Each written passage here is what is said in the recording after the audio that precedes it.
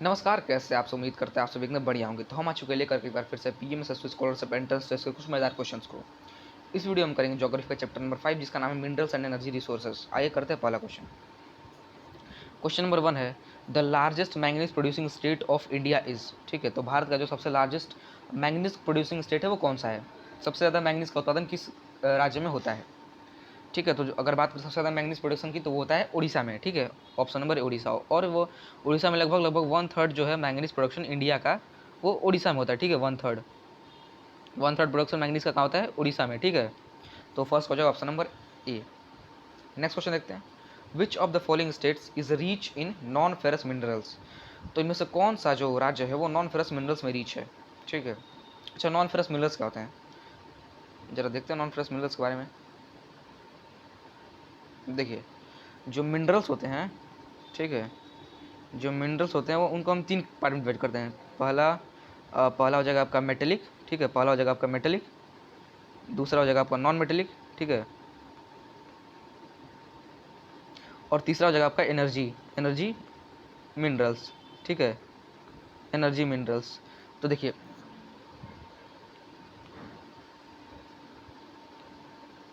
Sorry, चलिए देखिए, जो आपके एनर्जी रिसोर्सेज होते हैं उनमें सॉरी एनर्जी मिनरल्स होते हैं उनमें क्या आ जाएगा? कोल, पेट्रोल, ये सारे आ जाएंगे आपके एनर्जी मिनरल्स में। और नॉन मेटेलिक मिनरल्स क्या आ जाएंगे? सॉल्ट आ गया, माइका आ गया, सल्फर आ गया, सैंडस्टोन, लाइमस्टोन, ये सारे आपके आ जाएंगे नॉन मेटेलिक में। और मेटेलिक मिनरल में क्या आ जाएगा? इसको फर्दर क्लासीफाई करते हैं 3 पार्ट में। ठीक है, इसको फर्दर क्लासीफाई करते हैं 3 पार्ट में। पहला हो जाएगा आपका फेरस मेटेलिक मिनरल। ठीक है, फेरस मेटेलिक मिनरल। फिर आ जाएगा नॉन फेरस मेटेलिक मिनरल। ठीक है, non ferrous metallic mineral, metallic mineral. और तीसरा जगह प्रीसियस मेटेलिक मिनरल। ठीक है, तो प्रीसियस में क्या आ जाएगा? वही आपका गोल्ड, सिल्वर, प्लेटिनम, ये सारे आप क्या जाएंगे प्रीसियस में। नॉन फेरस में क्या आएगा? नॉन फेरस में आपका कॉपर, लीड, टीन, बॉक्साइट, ये सारे आप क्या आ जाएंगे नॉन फेरस में। ठीक है, और बात करें हम फेरस की तो फेरस में आयरन आ जाएगा, मैंगनीस आ जाएगा, निकल आ जाएगा, कोबल्ट आ जाएगा, ये सब आ जाएगा फेरस मेटलिक मिनरल्स में। तो क्वेश्चन क्या है? चलिए बात है क्वेश्चन पे। ठीक है, क्वेश्चन मेरे हिसाब से कर रहा है किसका? नॉन मेटेलिक का। ठीक है, नॉन मेटेलिक का। 1 मिनट, थोड़ा सा इरेज कर लिया जाए इसको। चलिए इसको इरेज करते हैं। हाँ जी, चलिए सर।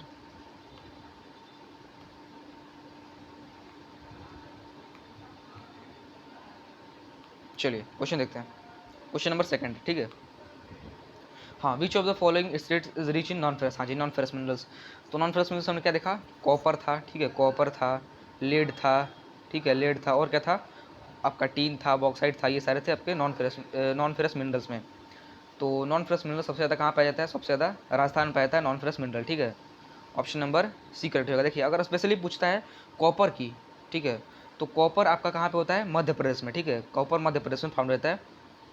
लगभग 50% से ऊपर कॉपर मध्य प्रदेश फाउंड होता है, और वो भी एक नॉन फेरस मिनरल्स है। लेकिन ये पूछ रहा है सारे नॉन फेरस मिनरल्स को मिला करके, तो आपका हो जाएगा राजस्थान में। ठीक है, सारे नॉन फेरस को मिला करके आपके राजस्थान में सबसे ज़्यादा पाया जाता है non ferrous minerals. Option number कौन सा? सी हो जाएगा करेक्ट, राजस्थान। ठीक है, राजस्थान। चलिए आगे बढ़ते हैं क्वेश्चन। अगला सवाल है, हाँ जी, question number 3। The largest producer state of copper is. अच्छा, इसका हमने जिक्र किया और ये भी क्वेश्चन आ गया। ठीक है, तो ये इंपॉर्टेंट क्वेश्चन है, इसको याद कर लीजिए। देखिए, हमने अभी देखा कि कॉपर सबसे लार्जेस्ट प्रोड्यूसर स्टेट है वो कौन सा है? मध्य प्रदेश। ठीक है, और ये कैसा, एक किस तरह का मिनरल है? ये है एक नॉन फेरस मेटेलिक मिनरल। ठीक है, कॉपर जो है वो एक नॉन फेरस मेटेलिक मिनरल है। ठीक है, और इसका जो लार्जेस्ट प्रोड्यूसिंग स्टेट है वो कौन सा है? मध्य प्रदेश। और कितना प्रोडक्शन होता है? तो 50% से मतलब 50 to 55% प्रोडक्शन होता है मध्य प्रदेश में कोकिस का, कॉपर का। ठीक है, तो ये क्वेश्चन इंपॉर्टेंट, इसको याद कर लीजिएगा। आगे बढ़ते हैं नेक्स्ट क्वेश्चन। क्वेश्चन नंबर 4 है, which one of the following minerals is used in manufacturing bleaching powder, insecticides and paints? ठीक है, तो पूछ रहा है कि कौन से मिनरल्स जिसका कि यूज़ करते हैं हम ब्लीचिंग पाउडर को बनाने में, इंसेक्टिसाइड्स को बनाने में और पेंट्स को बनाने में। अच्छा, एक और है जिस मिनरल का हम इन सारे चीज़ों में यूज करते हैं, सेम उसी मिनरल का हम लोग यूज करते हैं स्टील बनाने में, किसी का प्रोडक्शन करने में स्टील का। और हम उस चीज़ के 10 kg से हम लोग कितना बनाते हैं? 1 टन स्टील बनाते हैं। ठीक है, तो वो कौन सा मिनरल है? तो मिनरल है मैंगनीज। ठीक है, मैंगनीज। तो मैंगनीज से हम लोग क्या क्या प्रोड्यूस करते हैं? Bleaching powder, insecticide, pesticide, sorry paints, insecticides, paints, bleaching powder, और एक और है कि हम लोग उसके 10 किलो, जैसे 10 किलो हम लोग मैंगनीज से 1 टन स्टील का प्रोडक्शन करते हैं, ठीक है। तो ये भी एक इम्पॉर्टेंट है कि जो मैंगनीज है वो उसका प्रोडक्शन किस किस चीज़ों में किया जाता है। तो आपका क्या क्या हो जाएगा, पेंट हो जाएगा, इंसेक्टिसाइड हो जाएगा, ब्लीचिंग पाउडर हो जाएगा, और साथ ही साथ इंपॉर्टेंट है वो स्टील प्रोडक्शन, ठीक है। स्टील प्रोडक्शन में इसका इंपॉर्टेंट रोल होता है किसका, मैंगनीज का। तो फोर्थ का हो जाएगा ऑप्शन नंबर 1 करेक्ट। चलिए सर आगे देते हैं नेक्स्ट क्वेश्चन। हाँ जी, क्वेश्चन नंबर 5th, एक क्वेश्चन नंबर 5th है, ठीक है। From which of the following ports iron ore is exported from Maharashtra Goa belt. तो महाराष्ट्र गोवा बेल्ट का जो आयरन ओर है वो उसको हम किस सी पोर्ट से एक्सपोर्ट करते हैं, ठीक है। ऑप्शन है Mumbai, option B Marmagao, option C Kandla, option D new Mangalore, ठीक है। तो पूछ रहा है किसका, गोवा और महाराष्ट्र गोवा बेल्ट का, ठीक है। तो देखिए महाराष्ट्र गोवा बेल्ट पे तो हमारा उतना हाई क्वालिटी का आयरन और प्रोड्यूस होता नहीं है, लेकिन फिर भी हम उसको एकदम एक्सप्लॉइट करते हैं। और उसको हम लोग किस पोर्ट से एक्सपोर्ट करते हैं, तो वो है आपका मरमागांव सी पोर्ट, ठीक है। ये आपका गोवा में लोकेटेड है, मरमागांव सी पोर्ट, ठीक है। तो ऑप्शन नंबर बी करेक्ट हो जाएगा। किस ओर का हम लोग यहाँ से एक्सपोर्टेशन करते हैं, किस आयरन ओर का, तो महाराष्ट्र गोवा बेल्ट का जो आयरन ओर का है एक्सपोर्ट इसी से होता है, ठीक है, मरमागांव सी पोर्ट से। चलिए आगे बढ़ते हैं next question. Question number 6, which one of the following states is the largest producer of bauxite in India. तो इनमें से कौन सा राज्य है जो बॉक्साइट का लार्जेस्ट प्रोड्यूसर है इंडिया में, ठीक है। बॉक्साइट किसका और है sir, bauxite is the ore of aluminium, ठीक है। बॉक्साइट किसका और है, बॉक्साइट है और है एक सेकेंड, हाँ जी 1 मिनट, हाँ एल्यूमिनियम का, ठीक है। एल्यूमिनियम का और है कौन सा, बॉक्साइट। तो बॉक्साइट का सबसे ज़्यादा प्रोड्यूसर कौन सा राज्य है भारत में, ठीक है। तो वह है उड़ीसा। उड़ीसा जो है वो सबसे लार्जेस्ट प्रोड्यूसर है किसका, बॉक्साइट का, ठीक है। हमने देखा मैंगनीज का भी लार्जेस्ट प्रोड्यूसर है उड़ीसा, अप्रोक्सीमेटली 1/3 करता है, और बॉक्साइट का भी लार्जेस्ट प्रोड्यूसर है उड़ीसा, ठीक है। ये भी इंपॉर्टेंट क्वेश्चन है, बॉक्साइट का आमतौर पर पूछा जाता है सारे एग्जाम्स में, ठीक है। तो बॉक्साइट का लार्जेस्ट प्रोड्यूसर होता है उड़ीसा, ठीक है। और बॉक्साइट किसका और है, वो है एल्यूमिनियम का और है, ठीक है। अच्छा देखिए मैं आपको एक क्वेश्चन तो एक ही, जैसे क्वेश्चन नंबर 7 है तो मैं क्वेश्चन एक ही कर रहा हूँ, लेकिन उसको डीपली एक्सप्लेन कर रहा हूँ, ठीक है। जिससे आपके 3-4 क्वेश्चन और बन सकते हैं उस पर, ठीक है। तो आप बताइए कि मैं आपको डायरेक्टली सिर्फ क्वेश्चन कराऊँ या फिर उसको डीपली एक्सप्लेन करके बताऊँ, ठीक है। कमेंट में जरूर बताइएगा। तो चलिए अगला क्वेश्चन है, which one of the following is an ore of aluminium, ठीक है। देखिए आगे क्वेश्चन ने ऊपर ही करा है, ये एल्यूमिनियम का और क्या होता है, बॉक्साइट, ठीक है, बॉक्साइट। और इसका लार्जेस्ट प्रोड्यूसिंग स्टेट कौन सा इंडिया में, वो है उड़ीसा, ठीक। तो एल्यूमिनियम का और हो जाएगा बॉक्साइट, ऑप्शन नंबर ए। आगे बढ़ता है सर। क्वेश्चन है, in India the major part of petroleum is obtained from, ठीक है।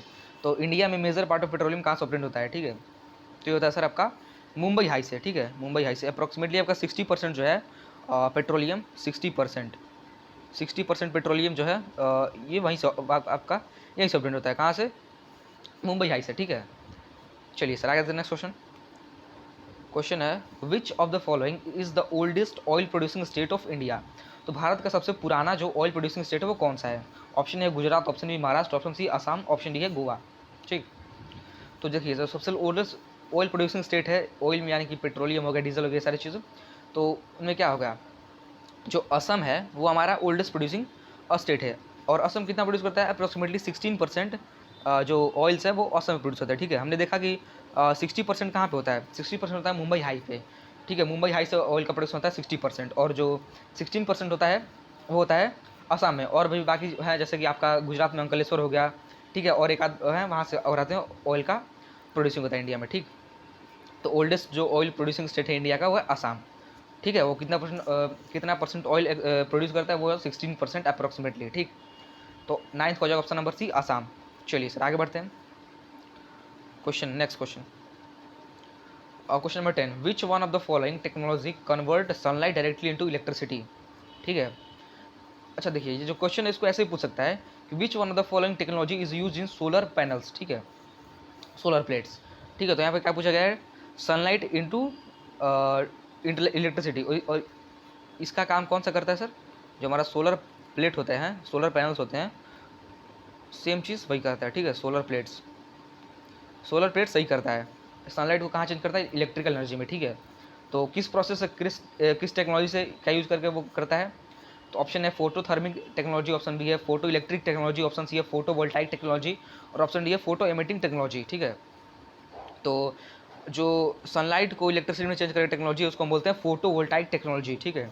ये थोड़ा सा डीपली अगर एक्सप्लेन इसमें नहीं कर पाएंगे, इसके लिए एक अलग और ये टॉपिक हो जाएगा। तो इतना याद रखिए कि फोटोवोल्टाइक सेल से सॉरी फोटोवोल्टाइक एनर्जी से हम सॉरी फोटोवोल्टाइक टेक्नोलॉजी से हम लोग सनलाइट को डायरेक्टली चेंज करते हैं कि इसमें इलेक्ट्रिसिटी में, ठीक है। तो ऑप्शन नंबर सी करेक्ट हो जाएगा, ठीक। सनलाइट को किस में चेंज करता है फोटोवोल्टाइक एनर्जी, ये सनलाइट को चेंज करता है किसमें, इलेक्ट्रिक एनर्जी में, ठीक है। चलिए सर, हाँ हाँ हाँ,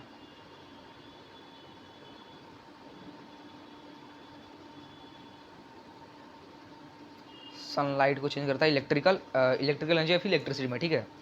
10th का ऑप्शन नंबर सी करेक्ट हो जाएगा। आगे बढ़ते हैं, फटाफट सवाल सारे सॉल्व करते हैं। Sunlight water wind and biomass are the sunlight water wind and biomass are the conventional source of energy, non conventional source of energy, instant source of energy और लेटेंट सोर्स ऑफ एनर्जी। देखिए, sunlight, water, wind और biomass, ठीक। तो conventional, अच्छा conventional source of energy क्या होता है? Conventional source of energy उसको बोलते हैं जिसको कि हम पहले से यूज करते आ रहे हैं, ठीक है। जैसे कोल हो गया, पेट्रोलियम हो गया, सर आपके क्या होगा कन्वेंशनल सोर्स ऑफ एनर्जी, ठीक है। जिनको हम पहले से यूज़ करते आ रहे हैं उनको बोलते हैं conventional source of energy. Coal, petroleum और भी आ गया आपका थर्मल, इलेक्ट्रिसिटी, ये सारे हो गए आपके कन्वेंशनल सोर्स ऑफ एनर्जी। और non conventional source of energy वो है जिसका कि हम यूज़ करते हैं टेक्नोलॉजी का यूज़ करके और उससे हम एनर्जी प्रोड्यूस करते हैं, ठीक है। जैसे आपके पास सनलाइट हो गया, तो सनलाइट से हम लोग क्या प्रोड्यूस करते हैं, electricity by the help of technology, और उस टेक्नोलॉजी को बोलते हैं फोटोवोल्टाइक टेक्नोलॉजी, ठीक है। सोलर पैनल्स के थ्रू हम करते हैं इसका ट्रांसफॉर्मेशन सनलाइट से इलेक्ट्रिकल एनर्जी में, ठीक। और वैसे ही वाटर ऐप का तो हम लोग प्रोड्यूस करते हैं हाइडल इलेक्ट्रिसिटी। उसके बाद विंड से आगा आपका विंड इलेक्ट्रिसिटी को से टरबाइंस को रोटेट करके जो आपके लंबे लंबे देखते हैं उससे हम प्रोड्यूस करते हैं। फिर बायोमास, तो ये सारे आपके कौन से हैं, ये सारे आपको हो जाएंगे non conventional source of energy. ये चारों आपके non conventional source of energy का ऑप्शन नंबर 11 का बी करेक्ट हो जाएगा, ठीक है। 11 का B non conventional source of energy, ठीक। चलिए सर, 11 का option number B non conventional source of energy. कुछ और non conventional source of energy हो जाएंगे, जैसे कि जो एक होता है जियो थर्मल, ठीक है, जियो थर्मल एनर्जी, ठीक है। ये भी आपका non conventional source of energy हो जाएगा, ठीक। चलिए आगे बढ़ते अगला सवाल।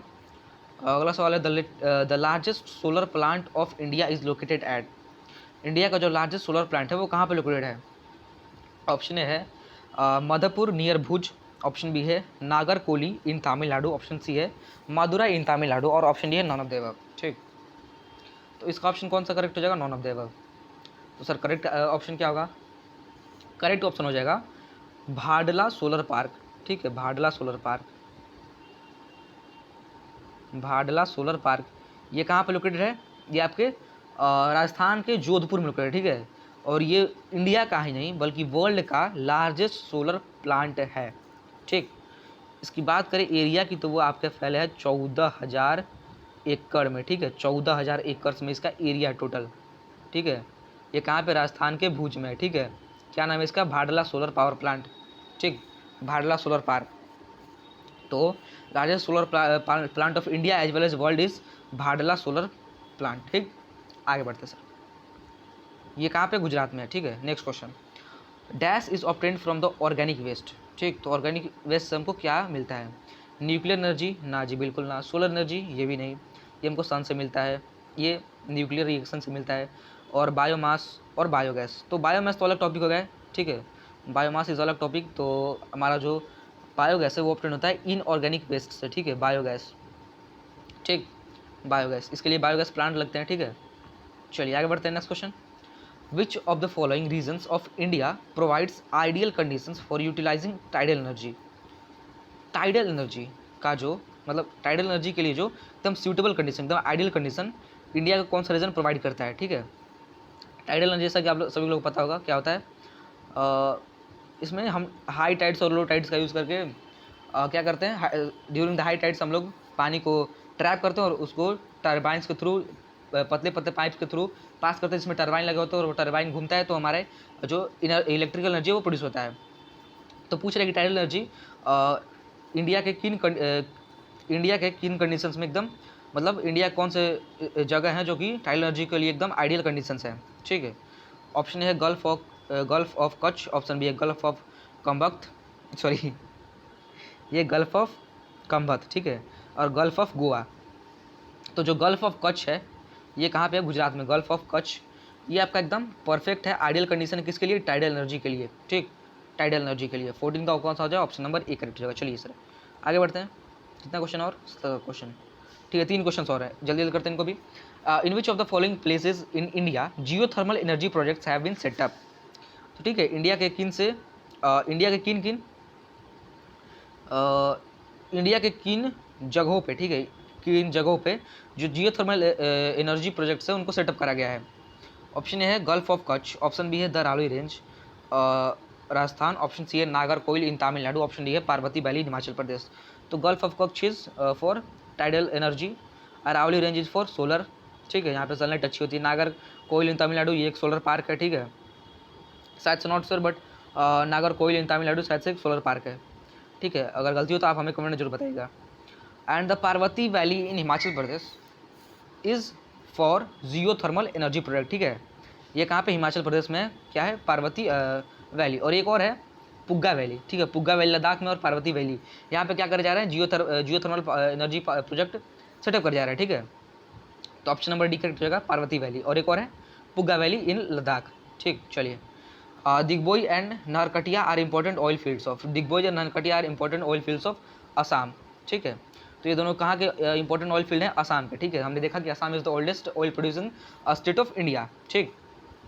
और वहाँ के जो ऑयल फील्ड्स हैं उनका नाम है दिग्बोई एंड नाहरकाटिया, ये दोनों इंपॉर्टेंट है। बाकी और भी वहाँ पे ऑयल फील्ड है बट ये दोनों इंपॉर्टेंट है, दिग्बोई और नाहरकाटिया, कहाँ के? असम के। चलिए ठीक है, आगे बढ़ते सर, अगला सवाल, may be this is last question, ठीक है।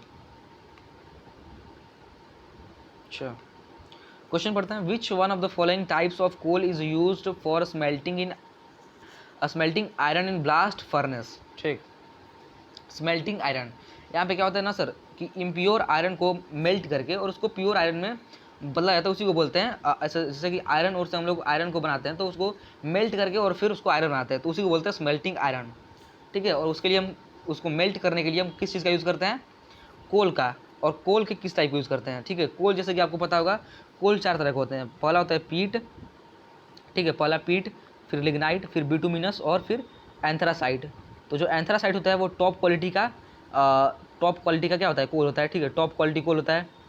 उसके बाद होता है बिटुमिनस, उसके बाद होता है लिग्नाइट, और पीट जो है सबसे ख़राब क्वालिटी का कोल होता है, ठीक है। But the most use coal is bituminous, bituminous is commonly used coal and this is use for commercial purposes, ठीक है। तो ज़्यादातर किसका यूज़ करते हैं? बिटुमिनस का। और या ऑब्वियसली स्मेल्टिंग आयरन और इन ब्लास्ट फर्नेसेस, तो स्मेल्टिंग आयरन को हम लोग स्मेल्ट करने के लिए भी सेम हम लोग बिटुमिनस कोल का यूज़ करते हैं। शायद से ऑप्शन नंबर सी में है बिटुमिनस, हाँ जी बिटुमिनस, ठीक है, ऑप्शन नंबर सी में है bituminous, option number C correct हो जाएगा हमारा, ठीक, ऑप्शन नंबर सी। और जो एंथ्रासाइट है वो हमारा टॉप क्वालिटी का कोल है, इसमें अप्रॉक्सीमेटली 90% प्लस 90% से ज़्यादा होता है इसमें कार्बन का अमाउंट, ठीक है। इसमें 70 to 80% होता है, ठीक है, 70 to 80% इसमें होता है, किसमें? बिटुमिनस में। और bituminous is most commonly used coal type, ठीक है, ज़्यादातर यूज़ बिटुमिनस का ही होता है, ठीक है, कॉमर्शियल यूज़ हो, सारे यूज़ हो तो बिटुमिनस का यूज़ होता है। तो इस वीडियो में बस इतना ही। आई होप आपको वीडियो पसंद आया होगा। और हाँ, अगर आपको कुछ भी सजेशन देना हो, जैसे कि वीडियो में कुछ भी आपको खराबी लगे कि नहीं ऐसा यहाँ पे ऐसा होना चाहिए, आप कुछ ऐसा सुझाव दे सकते हैं जिससे हम अपनी वीडियो की क्वालिटी को और इम्प्रूव कर सकते हैं, तो बेशक आप हमें कमेंट में बताइएगा, ठीक है। मिलते हैं नेक्स्ट वीडियो में। जय हिंद।